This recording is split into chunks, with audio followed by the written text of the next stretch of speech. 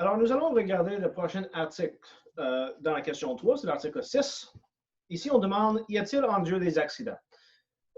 Pour donner un peu le contexte, il faut s'en rappeler que Aristote, dans les métaphysiques, parle de différentes manières par lesquelles on dit que quelque chose est. Okay?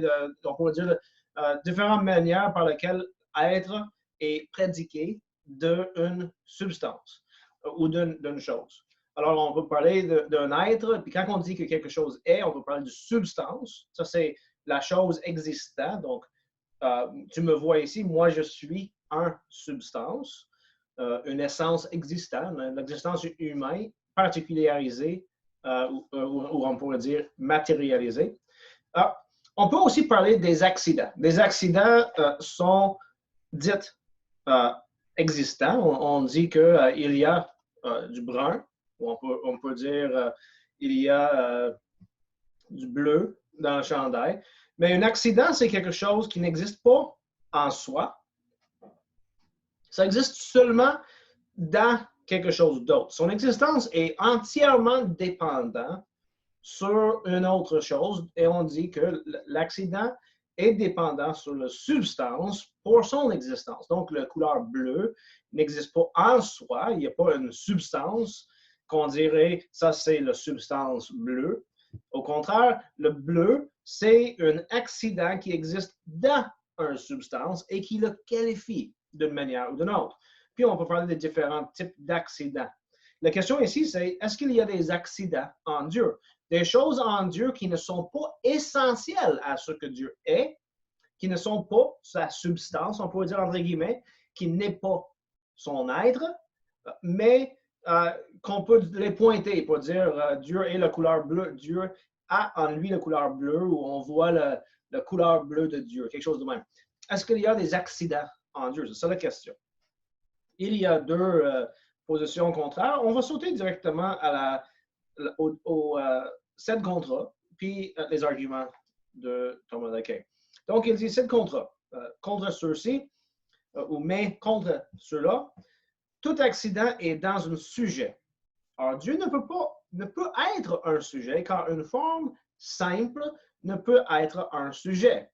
Donc, dans un certain sens, quand on parle de qu'est-ce qui est forme seulement, il n'est pas matérialisé, on pourrait dire, ou n'est pas quelque chose qui informe une espèce de choses différentes. Donc, tous ces êtres, toutes ces substances sont des instants particuliers d'un chien ou de la nature chien. Quand on parle d'une forme, c'est une chose individuelle. Il n'y a pas d'instantiation, il ne s'est pas matérialisé. Donc, parler de ça en disant que c'est un sujet dans lequel des accidents peuvent se trouver, c'est un peu une mauvaise manière de comprendre le sens. Donc, quelque chose qui est forme seulement ne peut pas avoir des accidents. Donc, on pourrait dire, ça peut pas être dans la manière que lui il parle ici, une forme simple, ce qui n'est que forme, ne peut pas être compris comme un sujet qui soutient des accidents. Et donc, Dieu, il ne peut pas avoir des accidents en Dieu. Dieu n'a pas d'accident. Donc, ça serait de dire, autrement dit, il n'y a pas en Dieu composition de sujet et accident. Voilà les arguments qu'il va proposer. Je vais les résumer rapidement. Le premier argument affirme que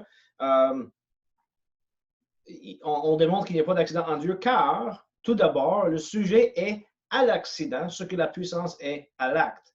Donc, quand on parle de la relation entre le sujet et son accident, dit Thomas d'Aquin, cette relation entre sujet et accident se ressemble à la relation entre la puissance et l'acte.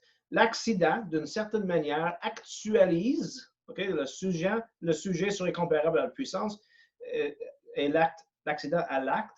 Donc, l'accident actualise quelque chose dans le sujet.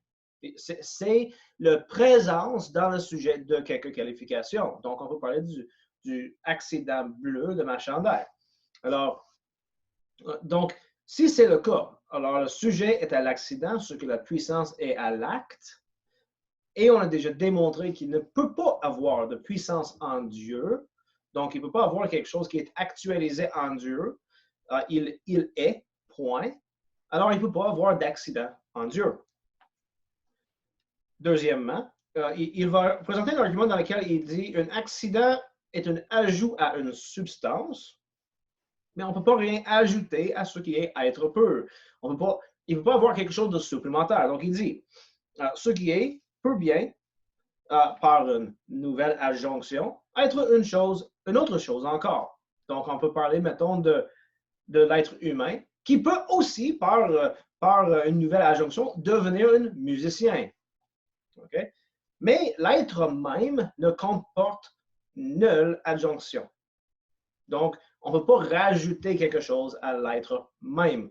Donc, il ne peut pas avoir d'accident en Dieu. Et le dernier, c'est un argument, on a vu ça souvent dans les arguments de Thomas d'Aquin, c'est que puisque Dieu est le premier, il est l'être principal d'où vient tout, qui est la cause première de toute chose, mais qui n'est pas lui-même causé, cet point qu'on découvre de Dieu devient aussi une manière de dire donc il n'y a pas d'accident en Dieu. Donc, pour quelle raison? Donc, en fond, l'argument est comme ceci.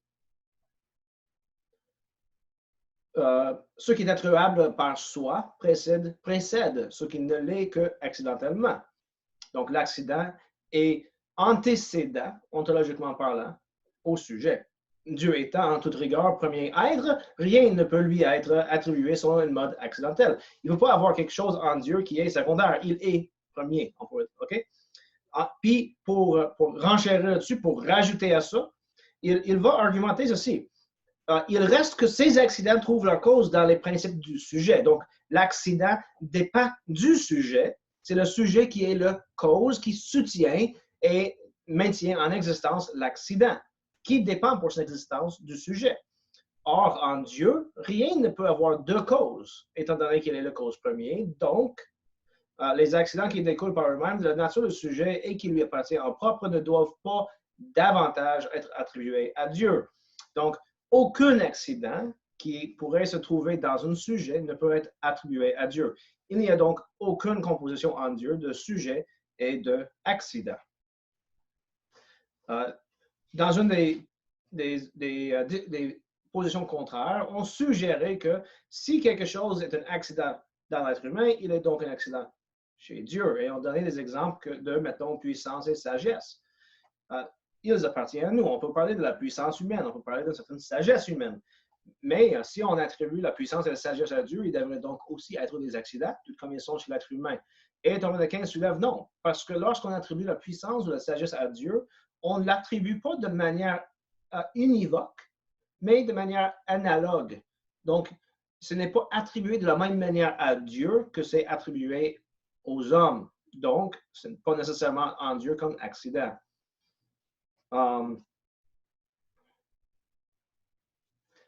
Alors, ainsi, on démontre qu'il n'y a pas de composition de sujet et accident en Dieu.